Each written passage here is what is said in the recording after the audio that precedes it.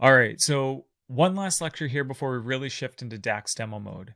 I want to take some time and talk about some of these common function categories. And a lot of these should look pretty familiar to you, especially if you've spent some time using Excel.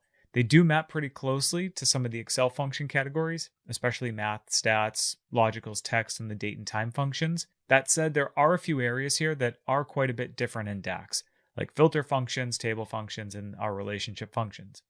But basically what we've got here in the math and stats category, you've got your basic aggregation functions, your sum, min, max, average, count, etc.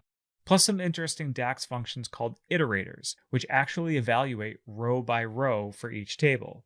Sometimes those are called X functions because they all end in an X, like sum X, average X, rank X, max X, etc. But more to come on iterators later. Next up, we've got our logicals, basically returning information about values in a given conditional expression.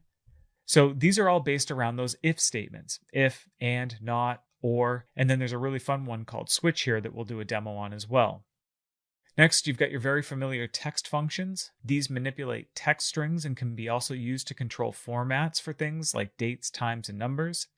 And these should also look very familiar as well.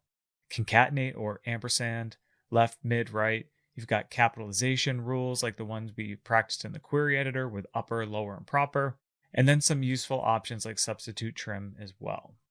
Next up, we got filter functions. This is where things feel a bit more foreign and unfamiliar, but they include functions that are designed to manipulate tables and filter context to really create more dynamic types of calculations. So the most common example here is a formula called calculate. And we'll spend some time in this course really focusing on calculate. The other ones that we'll really hit here are filter and all, but there's a bunch of good options. After that, we've got table functions, which can be used to create an output table of data and not scalar or single values. And some of the most common used functions here in this category are distinct and values.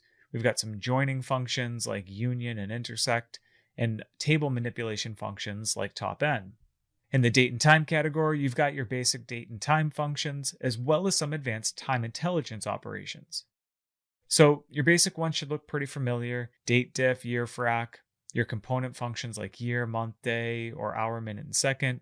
You've got volatile functions like today and now, and then time intelligence. Now, these are pretty interesting, and we'll do some really cool demos there.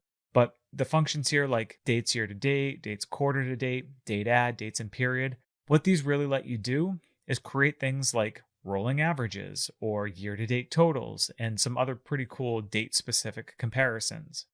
And then last but certainly not least, you've got relationship functions that allow you to access and leverage active and inactive relationships within your data model.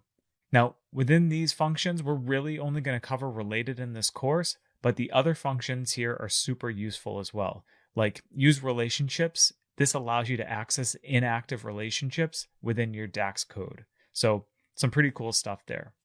So big caveat here, this isn't a comprehensive list of DAX functions. There are many other functions, some of which are very more advanced or more specialized. There's trigonometry functions, parent-child functions, information functions. So the ones that we're going to cover here are some of the most common and some of the most powerful, and really some of the ones that you should start with when you're first learning. Just to set that expectation, this won't be a fully comprehensive review of DAX. The plan here is to get you started with the basics and hopefully give you a deep enough understanding that you can begin to explore some more advanced scenarios on your own. All right, so with that, let's roll up our sleeves and it's time to start writing some more DAX.